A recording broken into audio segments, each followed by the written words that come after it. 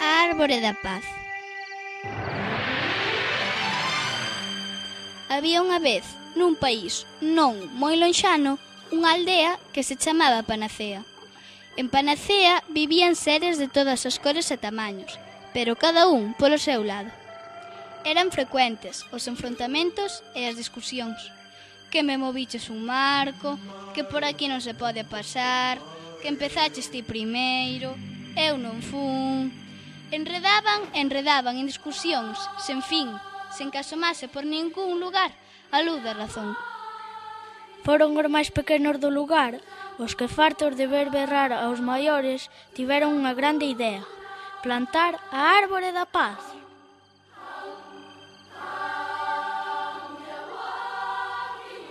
A árbore da que? Preguntou Cristóbal extrañado. Ende xamais oíran tal palabra. Paz? Sí, a árbore da paz, contestou Martin Luther, o máis listo de todos. Iremos ver ao gran mestre Gandhi, o máis vello e sabio da aldea, para que nos ensine o camiño do campo das sementes.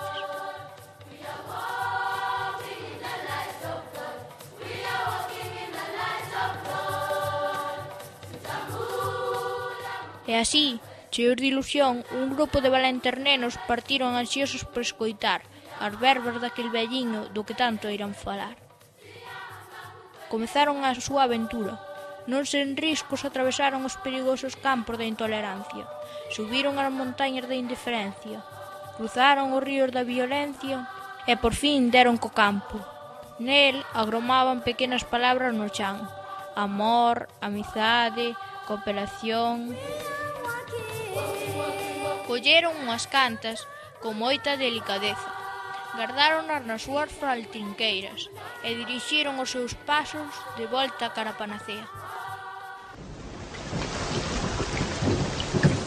Era un día de tronos, choiva e vento, e Panacea estaba sumida nunha terrible discusión onde só levaba razón quen máis berraba de todos. Parecía que a cousa se ia poñer peor, cando de súpeto apareceron polas portas da aldea o grupo de valentes nenos coas sementes de paz. Sen agardar a que os maiores lles desen permiso, cavaron no medio da praza un buratiño e colocaron as sementes nel. Os demais nenos achegáronse e regaron a terra con ilusión, bicos e apertas. Nese momento, unha raiola de sol asomou a cabeza por entre as nubes e comezou a brotar a máis preciosa das árbores que en Panacea endexamais se vira. Os maiores quedaron abraiados, mirando para ela. As súas liortas detivéronse ao instante e xuntos formaron unha roda ao redor da árbore que medraba e medraba. Das súas polas saíron unhas folliñas coas palabras, dibuxos, poemas e cantigas máis bonitas do mundo. Non fixo falta máis nada que esa árbore sementada con toda a ilusión dos nenos de Panacea para que nunca máis volvesen a escoitar berros ou discusións. A partir daquel día, reinou para sempre a paz e a armonía entre todos os habitantes da aldea.